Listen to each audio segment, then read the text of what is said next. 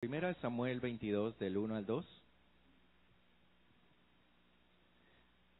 Y aquí en la versión del 2015, fíjense el título. ¿En la del 60 tiene algún título? ¿Algún título tiene, no? Bueno, fíjense ustedes, la versión del 2015 dice: David es hecho jefe de una banda. ¡Qué tremendo! Ese título me impactó, porque ustedes saben, banda no es una banda de música, es una banda de... Cuando uno dice banda, ¿no es cierto? ¿Qué dice?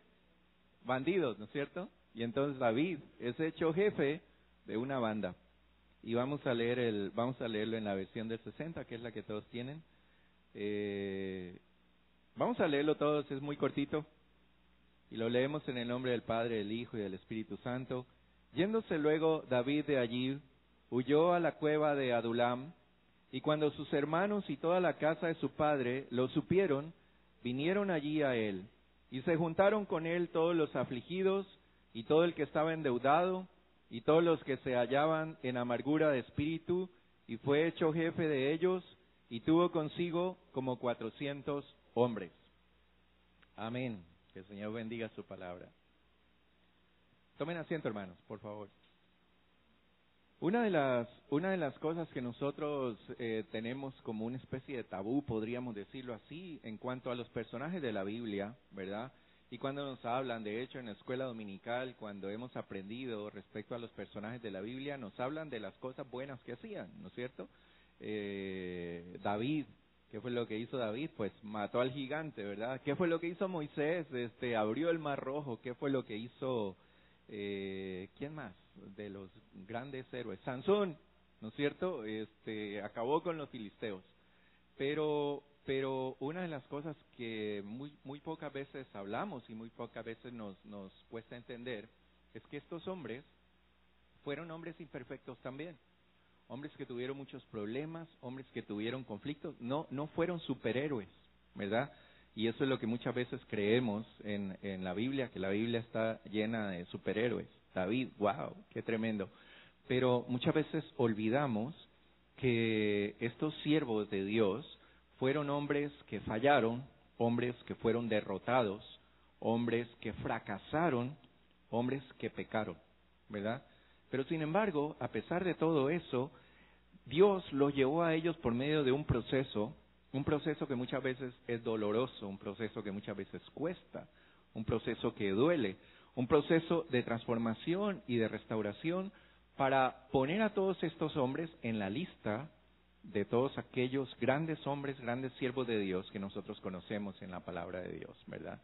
Y entonces encontramos que ellos tuvieron que pasar también por momentos difíciles, también pecaron, también cometieron errores, también estuvieron deprimidos, angustiados, derrotados, ¿verdad? Y eso es muy bonito saber de que estamos frente a hombres como estos, que fueron grandes en la Biblia, que son iguales que tú y yo, ¿verdad? Que no fueron ningún superdotado, que no fue alguien que tenía superpoderes, sino que fueron hombres y mujeres como tú y como yo. Ahora, en este proceso en el que Dios nos lleva, ¿verdad? Dios utiliza muchas veces, y si ustedes lo pueden ver aquí en la palabra de Dios, yo estuve buscando cuántas veces hombres en la Biblia estuvieron metidos en cuevas, ¿no? Y encontré por lo menos 31 partes de la Biblia en donde menciona hombres, muchas veces pueblos completos, ¿verdad? Cuando estaban en guerra, metidos en una cueva. Y entonces, en esa cueva, Dios trabajaba con ellos. Dios hacía cosas grandes, cosas impresionantes. Por ejemplo, miren ustedes, Lot de hecho estuvo en una cueva cuando salió de Sodoma y de Gomorra. El profeta Elías, ustedes recuerdan, después de que hizo todo lo que hizo, grandes cosas, fue y se encerró en una cueva y quería morirse, ¿verdad? Moisés, Lázaro estuvo en una cueva antes de que de que el Señor hiciera el milagro, y el mismo Señor Jesucristo, ¿sí? Estuvo metido en una cueva y fue su última, digamos, el inicio de la victoria que Él tuvo sobre la muerte y sobre la enfermedad. Él estuvo 3 días metido en una cueva y ahí Dios hizo lo más grandioso que puede haber ocurrido en la historia de la humanidad. No solamente su muerte, que ya fue grandiosa, sino también su resurrección, que confirmó la obra que Él había hecho y confirmó su victoria sobre la muerte y su señorío como Señor, ¿verdad? En Israel y en todo el Medio Oriente es un territorio que está lleno de cuevas. Ustedes recuerdan hasta hoy día, ¿verdad? Ustedes recuerdan que las escrituras, ¿verdad? Una copia de las escrituras del Antiguo Testamento se encontró justamente en unas cuevas, estaban allí escondidas.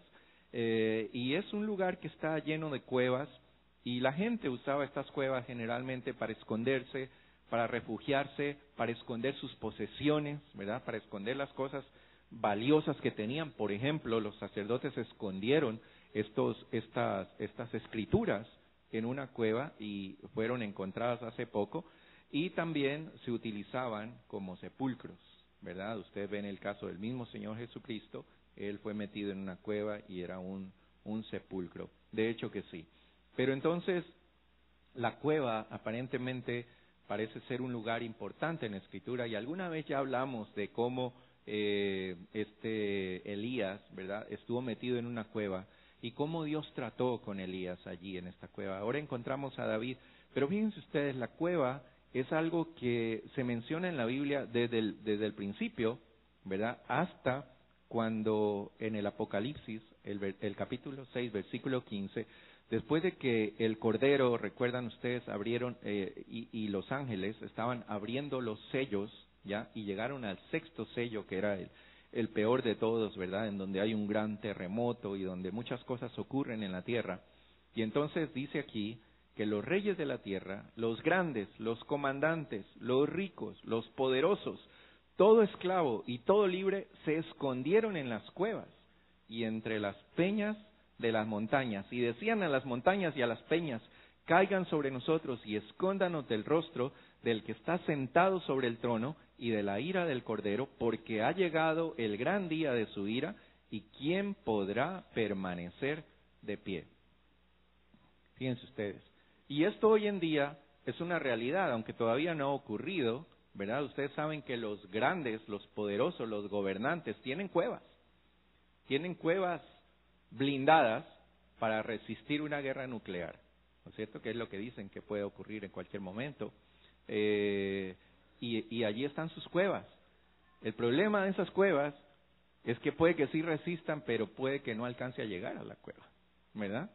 Porque nadie va a decir: oiga, tienen 1 hora para meterse a las cuevas, que va a venir un gran terremoto o que va a venir una guerra nuclear. Y entonces el problema no es ese. El problema no es tener o no tener la cueva, el problema es si va a llegar a la cueva a tiempo, ¿verdad? Y entonces, cuando nosotros hablamos de cuevas, vemos aquí a un David, ¿verdad?, metido en una cueva, y llega en un momento en que David estaba siendo perseguido por Saúl. Ustedes saben, Saúl se entera de que David tenía pretensiones, según él, de ser rey de Israel, y entonces lo empieza a perseguir para matarlo. Y cuando él estaba huyendo de Saúl, viene y se mete en esta cueva. Y de hecho que él, como Saúl andaba atrás de él y andaba queriendo matarlo, y Saúl no estaba solo, Saúl tenía todo un ejército que lo estaba buscando, entonces David llegó allí a esta cueva derrotado, deprimido, cansado, angustiado, amargado, ¿verdad? Y es allí cuando se mete en esta cueva, con todos esos sentimientos que él tenía, que son sentimientos que todos nosotros tenemos en algún momento, ¿verdad? ¿Alguien aquí ha estado amargado alguna vez? Todos, ¿verdad? Cansado, deprimido, se ha sentido derrotado, y era así como se sentía David. ¿Y qué fue lo que hizo David? Pues fíjense ustedes, la cosa más increíble fue y se metió en una cueva. Y aquí en esta cueva, David escribe el Salmo 57, y el Salmo 57 comienza de la siguiente manera. Fíjense ustedes: ten misericordia de mí, oh Dios, ten misericordia de mí, porque en ti ha confiado mi alma. ¿Ya? En la sombra de tus alas me ampararé hasta que pasen las calamidades. Entonces miren ustedes, él metido en una cueva, ustedes saben, una cueva no tiene luz, ¿cierto? Es una característica de una cueva, es una cueva, en una cueva hay oscuridad. Si uno quiere alumbrarse en una cueva, tiene que prender una linterna, tiene que prender una vela, alguna cosa, porque dentro de la cueva no hay luz. Y entonces, eso es lo que David justamente está diciendo aquí.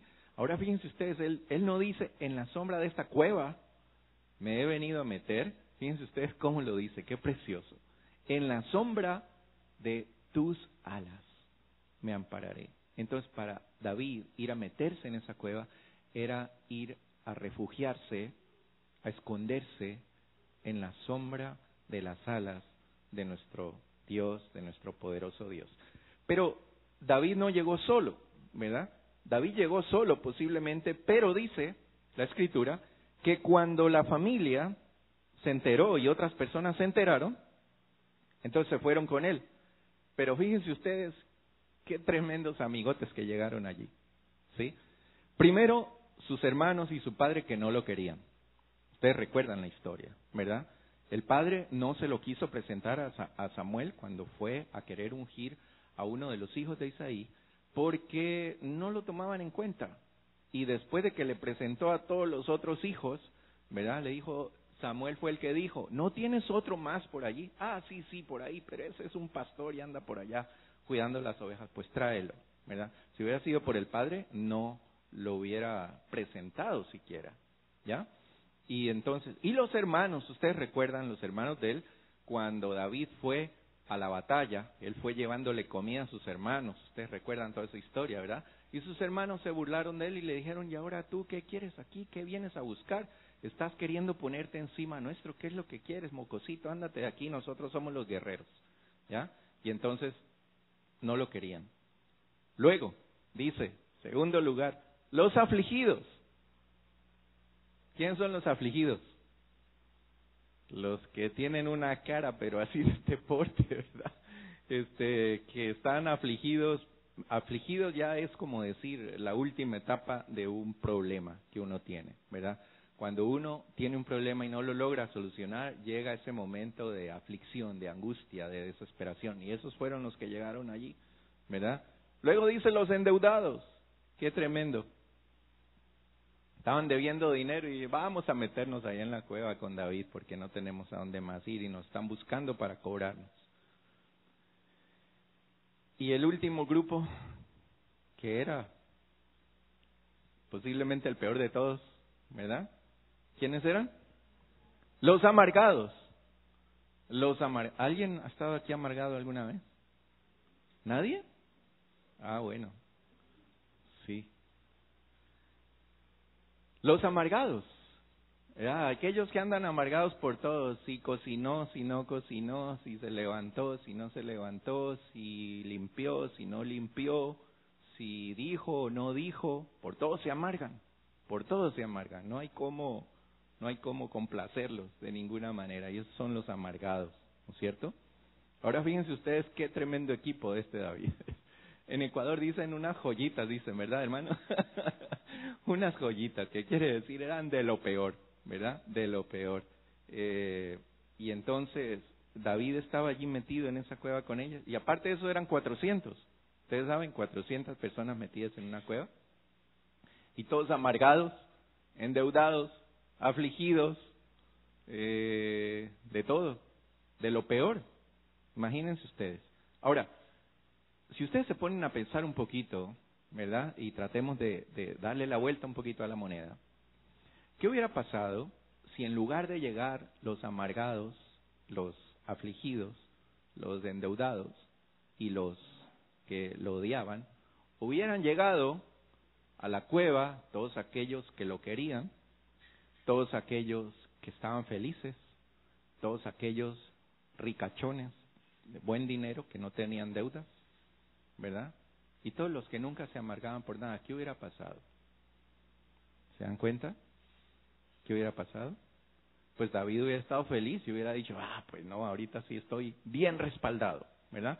Bien respaldado. Tengo los ricos aquí, tengo la gente que me va a subir el ánimo, tengo la gente que me va a dar ánimo, tengo la gente que me va a quitar la amargura, ¿verdad? Porque siempre andan riéndose y andan contentos con todo, diga lo que diga, no importa, se ríe, ¿sí? pero no eres el plan de Dios. El plan de Dios, dice Jeremías, no siempre es nuestro plan. Los planes de Dios, y hace una comparación tan increíble, dice, como está tan alto los cielos de la tierra, así de diferentes, así de distintos, así de altos son tus planes y los míos, dice el Señor, ¿verdad? Muchas veces nosotros pensamos, y cuando estamos en una situación como la que pasó David, ¿no es cierto?, perseguido, ¿sí? ¿Qué tal que usted le ande buscando Revenue Canada ahorita? ¿Verdad? Porque le debe ahí $10 y le está cobrando intereses, ¿sí? Y si pasaron 10 años, esos $10 se convierten en $10,000, ¿verdad?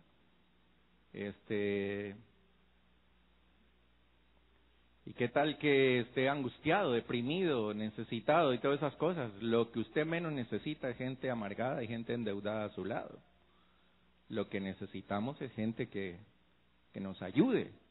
Un ricachón ahí que nos preste unos $10,000 para pagarle a Revenue Canada y que se olvide de cobrarme, ¿verdad? Pero el plan de Dios para David no era mandarle gente que le ayude, no era que David confíe en la gente. El plan de Dios era que David confíe ¿en quién? En Dios, en nadie más.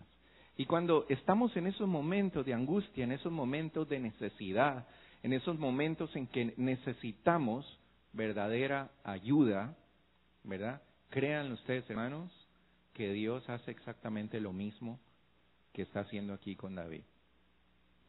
Porque es justamente en esos momentos cuando tú te vas a sentir más solo, porque es justamente en esos momentos cuando tus amigos no te van a llamar, porque es justamente en esos momentos cuando los que crees que te pueden ayudar no te van a ayudar, ¿verdad? Y entonces, ¿qué es lo que hay que hacer? Depender y confiar exclusivamente y absolutamente en Dios. Ahora, hablando de cuevas, ¿verdad? ¿Por qué estaba David metido en esa cueva? Fue ahí en la cueva donde Dios le mandó todas estas 400 joyitas, ¿verdad? Y entonces, es allí cuando Dios empieza a tratar con David. Y yo trato de hacer una comparación, ¿verdad?, entre esta cueva y esta otra cueva que nosotros tenemos aquí. Una cueva que se llama iglesia y en la cual Dios trata con nosotros cuando estamos angustiados, cuando estamos enfermos, cuando estamos deprimidos, cuando estamos perseguidos, cuando estamos necesitados. ¿Y saben una cosa tan tremenda? ¿Cuál es la estrategia más increíble del enemigo? Y es que lo he podido ver en todos estos años, que cuando uno se siente así, lo que menos quiere es venir a la cueva. ¿Amén? Díganme sí o no. A mí me pasa. Créanme que hay domingos que yo no quiero venir a la iglesia. Y yo le digo a Susi, Susi, hazte cargo tú. Anda tú eres pastora, también tú predica. No ha sido muy seguido pero sí me ha pasado. Y es que la estrategia del diablo es esa justamente. O sea, cuando tú estás en una necesidad grande, cuando estás en un problema, lo primero que él te mete en la cabeza y te hace pensar es que tienes que buscar en cualquier otra parte. Tienes que ir al banco, al psicólogo, al abogado, al amigo, a cualquier otra parte, ¿verdad? Menos a buscar ayuda y a refugiarte en Dios y en su casa. Qué tremendo es cuando uno se siente así. Yo les he dicho esto varias veces y se lo vuelvo a decir. Yo no tengo problema en sacar llaves de la iglesia, ¿verdad? Yo creo que, bueno, a veces hemos tenido un poquito de problema con eso. Pero si alguien me dice un día, mira, yo quiero ir un día y echarme aquí en el altar y llorar y arrodillarme y estar allí solo con el Señor, con gusto le doy la llave para que venga y lo haga, porque eso es lo que el Señor quiere. Eso era lo que Dios quería de David. Dios lo metió en una cueva, y no solamente que lo metió en una cueva, sino que le puso a su alrededor gente para que él se dé cuenta que no puede confiar en la gente, que no puede esperar de la gente, que no puede ser ayudado por la gente, sino que la única ayuda que él necesitaba provenía de Dios. Y eso es lo que nosotros tenemos que entender y eso es lo que nos cuesta entender. Ahora, ¿por qué dice esto de la iglesia? Y estuve buscando qué es la iglesia en realidad. ¿Qué es la iglesia? ¿Verdad? Muchas veces nosotros tenemos la idea de que la iglesia es un montón de santos, ¿sí? Que oran, que leen la Biblia, que levantan las manos, que nunca están amargados, que siempre están alegres, ¿verdad? Mi papá contaba una historia, él se inventaba historias allí para dar ejemplos, ¿verdad? Era un hombre así que le gustaba mucho. Y él decía que alguna vez un hijito le preguntó al papá y le decía: papi, ¿por qué tú tienes esa cara tan larga todo el tiempo y siempre andas con la Biblia bajo el brazo? Yo: es que soy cristiano, mijito. Pero los cristianos son así. Sí, mijo, pues son todo así serio y con la Biblia bajo el brazo, ¿verdad? Bueno, el niñito chiquitito salió por la calle, decía mi papá, y de pronto vio un burrito, ¿verdad? Y entonces comenzó a acariciarle así la cara al burrito. Y le dijo: tú también eres cristiano, burrito, que tienes esta cara tan larga. Y entonces, pero bueno, en la iglesia no se da eso, todos son alegres aquí, ¿verdad? Y entonces miren ustedes lo que dice el apóstol Pablo en Corintios, refiriéndose a la iglesia, refiriéndose a qué es la iglesia, ¿verdad? Es una de las tantas, la iglesia, ustedes saben, la compara con el cuerpo del Señor, la compara con varias cosas en la palabra de Dios, ¿verdad? Pero fíjense ustedes lo que dice aquí Pablo, de qué está compuesta la iglesia. Dice, voy a leer en la versión 60, 1 Corintios 1, del 25 al 31, dice: porque lo insensato de Dios es más sabio que los hombres, y lo débil de Dios es más fuerte que los hombres. Pues mirad, hermanos, vuestra vocación, que no sois muchos sabios según la carne, ni muchos poderosos, ni muchos nobles, sino que lo necio del mundo escogió Dios para avergonzar a los sabios, y lo débil del mundo escogió Dios para avergonzar a lo fuerte, y lo vil del mundo y lo menospreciado escogió Dios, y lo que no es, para deshacer lo que es, a fin de que nadie se jacte en su presencia. Mas por él estáis vosotros en Cristo Jesús, el cual nos ha sido hecho por Dios sabiduría, justificación, santificación y redención, para que, como está escrito, el que se gloríe, gloríese en el Señor. ¡Qué tremendo! Esto es lo que dice el Señor, que está compuesta la iglesia, de todo esto, de lo vil del mundo, de lo menospreciado del mundo, de lo más bajo del mundo, de todo eso.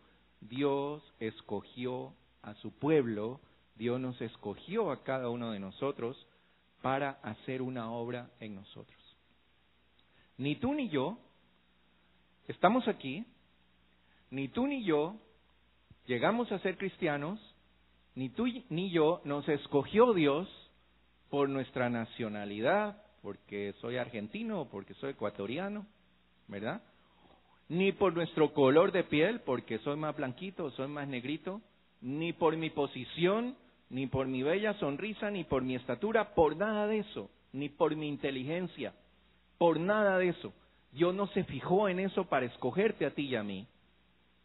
Al contrario, dice que lo más bajo, lo peor, Dios lo escogió para glorificarse Él, para que la gloria sea solamente de Dios. Yo no sé por qué yo estoy aquí como pastor, ¿verdad? Primero, porque era una de las cosas que yo nunca pensé en mi vida hacer. Yo nunca quise ser pastor. Yo tenía otros planes. Segundo, porque siempre, yo ya les he contado esto, no me ha gustado enseñar. Nunca me gustó enseñar. Y en mi trabajo yo era una persona que le decía a alguien: hazlo, y si no lo hacía, pues buscaba otro, ¿verdad? Nunca me gustó repetir las cosas, tampoco. Y una de las cosas que menos me gustaba era pararme a hablar en público, ¿sí? Y cuando el Señor me dijo, pastor, yo lo primero que pensé es, cada domingo parado ahí frente a la gente, no puede ser. Yo no estoy para eso, ¿verdad? Pero Dios no me escogió porque era un superhéroe. Dios me escogió, según lo que dice aquí Corintios, no lo estoy diciendo yo, porque era de lo peor, de lo peor. Salmo 113 dice, y lo cantamos, que ¿de dónde nos sacó el Señor? ¿De dónde?